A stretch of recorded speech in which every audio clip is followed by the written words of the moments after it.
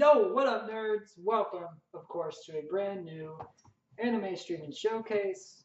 I am your host, and we are going to look at a double dose. This week, we're going to look at something that I've actually been really wanting to talk about for a long time, and it's something that I felt I'm obligated to talk about just in the terms of what it is and sort of Netflix's new approach to doing anime original content. So we're going to hop into it. We're going to look at Godzilla, Planet of the Monsters, along with Shin Godzilla, something I have wanted to really talk about for like the last year. And I'm glad I finally got the platform out that didn't already exist before. But anyway, we're just going to hop right into it. So here we go. That's right, we are double dipping into kaiju craziness, and we're looking at two of the latest Godzilla offerings on the newest anime streaming showcase. Ordinarily, I don't do too many fresh offerings, but I do adore Godzilla and simply jumped at the opportunity to talk about the Polygon Pictures' new Netflix original Godzilla, Planet of the Monsters, as well as 2016's Shin Godzilla, both from Toho. And they are both incredibly important companion pieces as they are two incredible entries into a brand new era of the King of Monsters. Since this is typically an anime devoted show first, we will discuss Godzilla Planet of the Monsters before we tackle Shin. Planet of the Monsters is the first of a planned Netflix original trilogy helmed by the Polygon Picture Studio, who also worked on Blom, Knights of Sidonia, Ajin, Demon Human, and they have officially created the first animated film, and a solid CG animated film at that, of the long-running, decade-spanning Godzilla franchise. Although it is not the first animated Godzilla, as there are numerous offerings before it, but the less said about those, honestly, the better. Planet of the Monsters is the most futuristic and sci-fi heavy Godzilla flick yet, but it still holds many of the common tropes the series is known and potentially lauded or derided for. Godzilla has been wreaking havoc on humans as well as any monsters that get in its way, and Earthlings simply have run out of options. Despite outsider alien help, Earthlings must flee Earth in search for a new home and settle on a seemingly similar world nearly 12 light years away. Unfortunately for the humans, their bad luck is still occupying them, and their new home is deemed inhospitable by Captain Haruo Sakaki, who's willing to threaten humanity to save them from themselves. He attempts to hold them back from entering the planet's atmosphere, but is overthrown and thus demoted. Once overthrown, he's locked away in a cell, and the Earthlings aim to inhabit the planet to only learn the captain was correct all along. And after witnessing all of his family and thousands others destroyed on their initial descent to their new home, he vows revenge. Revenge against the monster that drove them away from their homes in the first place, Godzilla. Quietly and secretly researching and writing a detailed report of Godzilla and its weaknesses, Haruo is able to convince his crews to lead a return trek to Earth to reclaim what they feel is rightfully theirs. Against all odds, they get to return, but soon learn their world is now 20,000 years in the future, and they will be rebuilding from the ground up. A civilization is all but wiped out. A careful exploration discovers, however, that while most of the Earth is a forgotten relic, one such monster remains, and Godzilla is still running wild and has laid claim to Earth. With a plan in mind, the crew sets out to destroy the greatest kaiju ever known and rebuild their lost world. The cast is, on the surface, quite dense, but its focus is primarily on a handful of mostly by-the-books characterizations.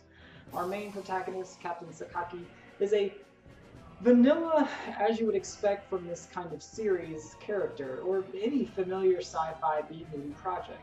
He's intelligent, he's definitely tactfully impressive leader, but his motives are his driving force, and they're the strongest plot devices on show here, save for one other character, Metphys. Metphys is a bit of an enigma whose intentions will no doubt be further explored in the rest of the trilogy, but they're already setting up to be a key character throughout. But for the rest of the cast, there's the obvious love interest, the grizzled veteran, the riffraff to sort of fill in the remainder, but they're hardly explored past their appearances and one-off introductions. For a movie like this, though, it is expected, but it is certainly hard to care about any red shirt deaths when there's a complete lack of connection and empathy pulled from the viewer. In terms of general designs, that's unfortunately also one of the biggest problems with Polygon Pictures, and it's their weakest ability on this. as well as their show like Knights of Sidonia production, as every character looks nearly identical save for a few main characters. There's still some style to the background and the rest of the crew, but they all start to just blend into one another, and it can be really hard to keep track or even care about any of them. The rest of the world is ornately designed to reflect a 20,000-year-old world. Godzilla's design specifically is its largest and sharpest rugged yet. Ridges and spines pour through its pores, and its rugged appearance showcases age and dexterity versus a young and soft creation. It's an absolutely beastly design, and even more of a destructive force thanks to the existence of it for thousands of years. Once the final battle kicks in, though, the chaos goes from fuck this to fuck you. That's literally the most fucking unfair fucking fuck to ever fucking fuck! There's something that happens in the end that I don't want to spoil, but it is terrifically executed, and it eagerly has me awaiting more to come in the rest of the trilogy.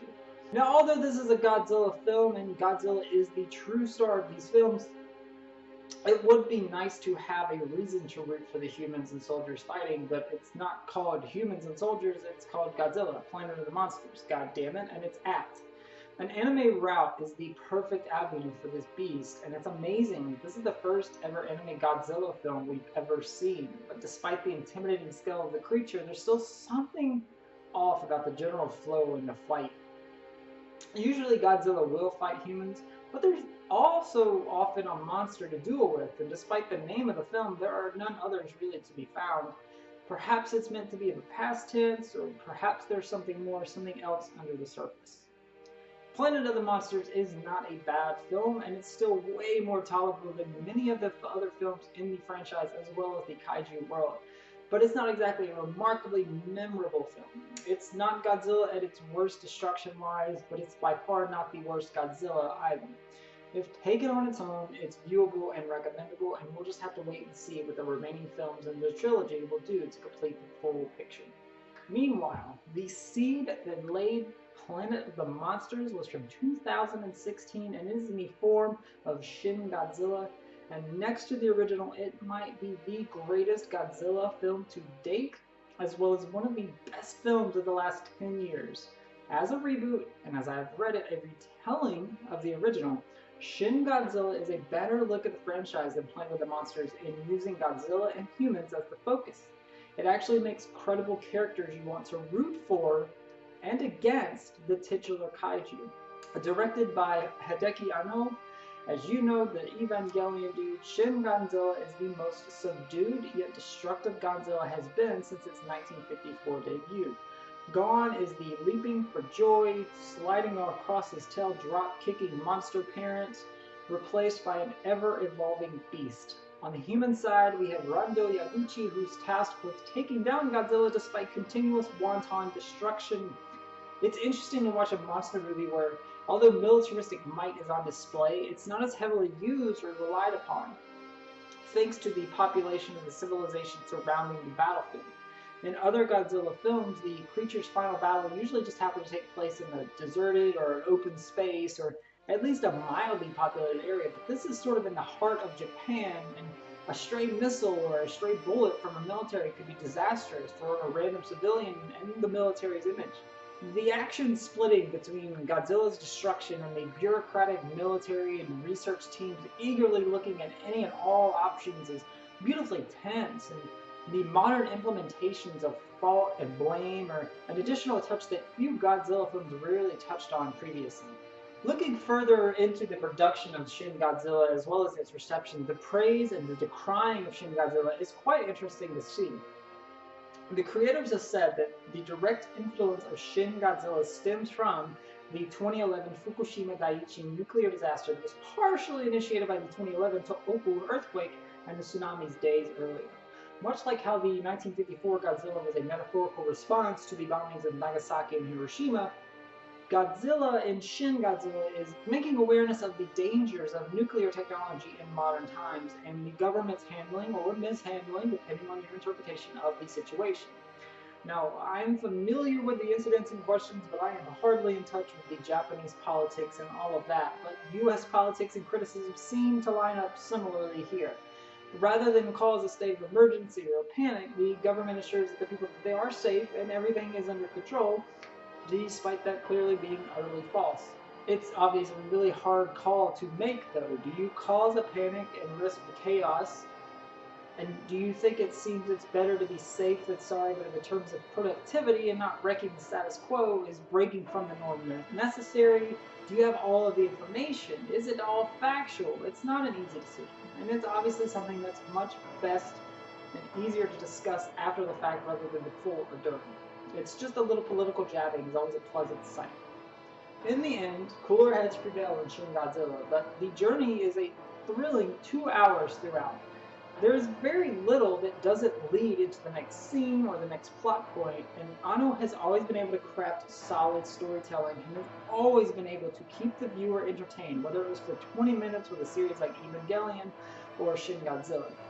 After a decade without any Japanese Godzilla and with one okay American production in the interim, Toho came back with a new vision and developed a King of the Monsters to truly take the crown.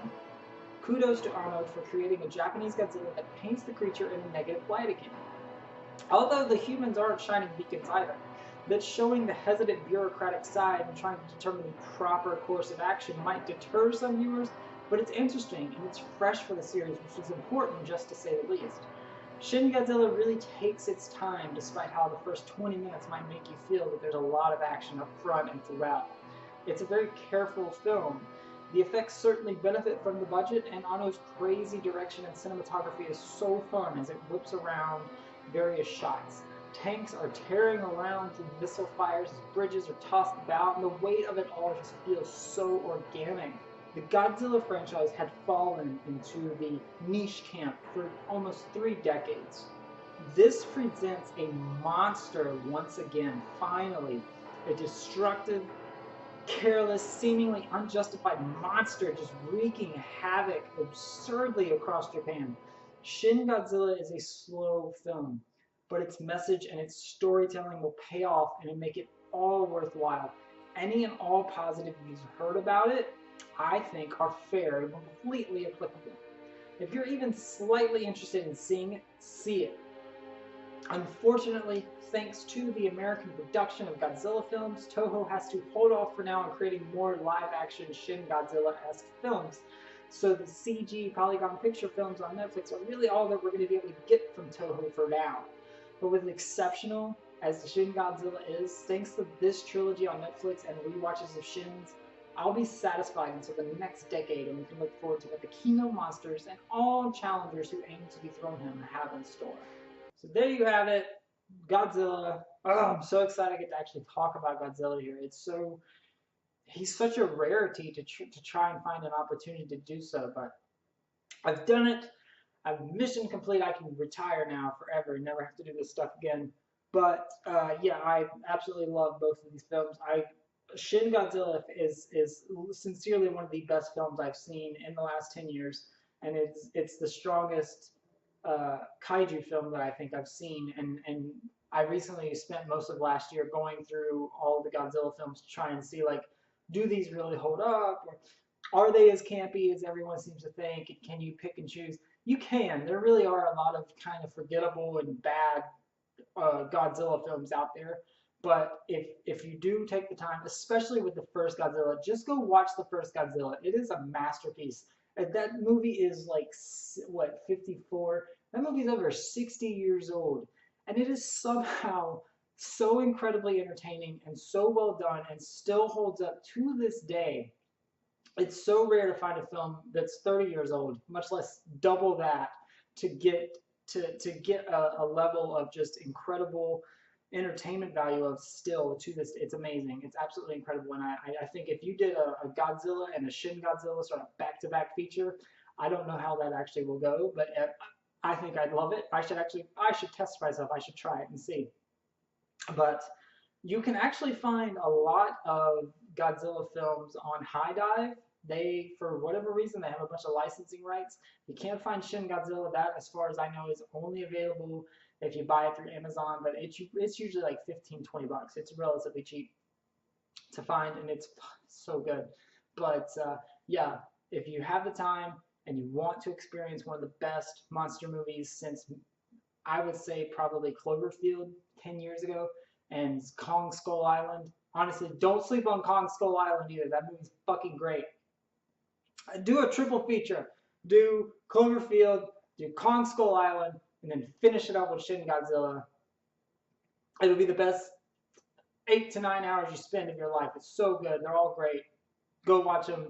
It's so good to have more monster movies, and then maybe throw in Pacific Rim in there if you got time. Just do it. I'm so happy these movies are back. I love them. But yeah, go watch Godzilla. He's great. It's great. If depending on your pronouns, it's fantastic. So go watch it. As always, thank you to Laser Time, the community, all those dumb nerds and fun stuff. I'm gonna wrap this up. I really want to actually watch Shin Godzilla again. I love it that much.